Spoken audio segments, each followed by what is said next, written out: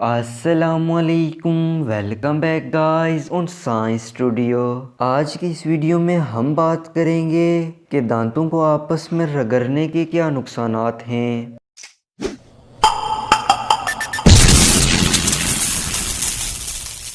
دانتوں کو آپس میں رگڑنے کو عام زبان میں ٹیتھ گرائنڈنگ کہتے ہیں۔ اس کی میڈیکل ٹرم بروکسزم ہے۔ بروکسزم میں مبتلا مریض جب دانتوں کو آپس میں رگڑتا ہے تو ایک مربع انچ پر 90 کلو کا پریشر پڑتا ہے، جبکہ عام طور پر کھانا چبانے کے دوران پریشر 9 کلو ہوتا ہے۔ ایک عام آدمی نیند کے دوران 1 گھنٹے میں 40 منٹ تک دانت آپس میں رگڑ سکتا ہے۔ اس سے دانتوں میں کریکس پڑ سکتے ہیں یا دانت جڑوں تک ٹوٹ سکتے ہیں، اور اس کے نتیجے میں روٹ کنال، امپلانٹ اور مصنوعی دانت لگائے جاتے ہیں۔ اس بیماری میں دانتوں کے مسائل کے ساتھ ساتھ سر درد، جبڑے میں درد یا جبڑے پرماننٹلی ڈیمیج ہو سکتے ہیں۔ 20% مریضوں کو تکلیف دہ جبڑے کی ایک کنڈیشن TMD ہوتی ہے۔ اس میں ٹیمپورو مینڈیبولر نامی جوڑ متاثر ہوتے ہیں۔ یہ جوڑ جبڑے کو کھوپڑی سے کنیکٹ کرنے کے ساتھ چبانے، بولنے اور کھانے میں مدد کرتے ہیں۔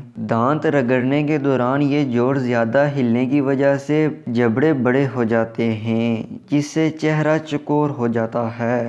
دانت رگڑنے سے پیدا ہونے والی آواز سے ٹینائٹس ہو سکتا ہے۔ اس میں ہر وقت گھنٹی کی آواز سنائی دیتی ہے۔ اس بیماری کی سب سے خطرناک بات یہ ہے کہ آپ خود نہیں بتا سکتے ہیں کہ آپ کو یہ بیماری ہے یا نہیں۔ زیادہ چانسز یہ ہیں کہ آپ نے کچھ حد تک دانت رگڑے ہوں، کیونکہ ایک اندازے کے مطابق 85 سے 90% آبادی کچھ حد تک اپنے دانت رگڑ چکی ہے۔ اس بیماری کا کوئی علاج نہیں ہے۔ اسے کم کرنے کے لیے ماؤتھ گارڈ دیا جاتا ہے۔ یہ رگڑ کو مکمل طور پر روک تو نہیں سکتا، لیکن دانت ٹوٹنے سے بچاتا ہے۔ یہ بیماری اکثر سٹریس سے بھی ہوتی ہے، اس لیے میڈیٹیشن بھی ریکمینڈ کی جاتی ہے۔